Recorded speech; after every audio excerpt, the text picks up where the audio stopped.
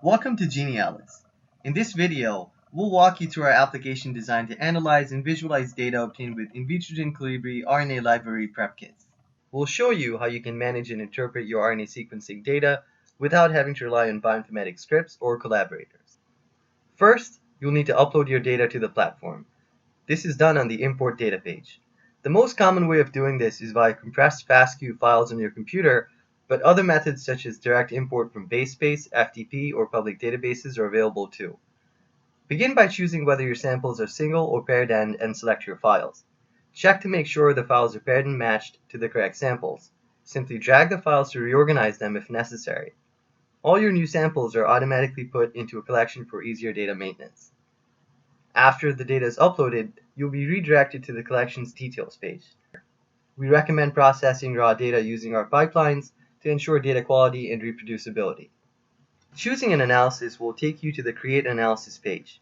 Usually, all you need to do is select the samples. Advanced users may wish to modify the defaults. Changing a parameter or even the tools can be done with a few simple clicks. Once you're done, click Run Analysis. This will start the process and automatically redirect you back to the collection's details page, where you'll see new data objects and results appear in the samples and collections data cards. Status icons show the analysis progress. Before we continue, let's take a quick look at how data is organized on Genialis expressions. Each time a process or tool is run on your sample, a data object is generated. For example, if you run an alignment process, your reads are aligned to a reference genome, and a new object is generated consisting of aligned reads and other outputs. These new data objects are all linked to your sample. Think of a collection as a folder to organize all your samples. You can group your samples in a number of ways, such as by experiment or by batch. It's good practice to annotate your data as soon as it's uploaded. Adding metadata to samples can be done in batch by editing a pre-filled template and uploading it back to the app. Alternatively, you can edit the sample's annotation individually. Metadata of collections should consist of at least a meaningful description, as this field, too, is indexed for fast search. Where applicable, describe the relationship between samples. For example, define case and control groups. Once you've uploaded and analyzed a lot of data, you can always search for data objects, samples, or collections in the Search and View Results page. Clicking on any of the search results will take you to a detailed view. It's also very easy to share a collection and all its samples with your colleagues for seamless collaboration. You can explore certain types of data using interactive visualizations. Let's go ahead and add this collection of RNA-seq data to the sample basket and navigate to the visualizations page.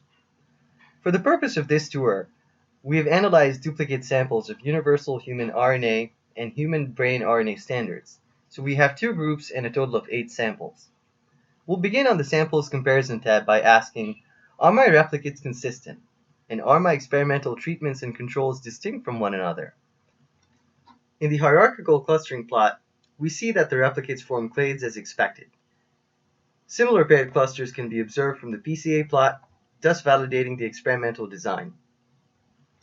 The next thing we might want to ask is which genes are up or downregulated in the brain compared to total human RNA.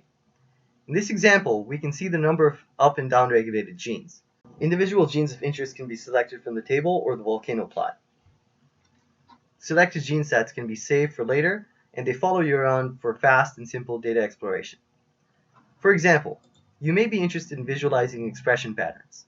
Visual modules immediately refresh with your current selections, and you can visually group your data based on predefined relationships between samples or other metadata. It's just as easy to create and fine-tune heat maps and other kinds of plots. You can export your results in various formats, including raster and vector images, data tables, and figure captions. Send us your questions and comments to support@genialis.com. Thanks for watching.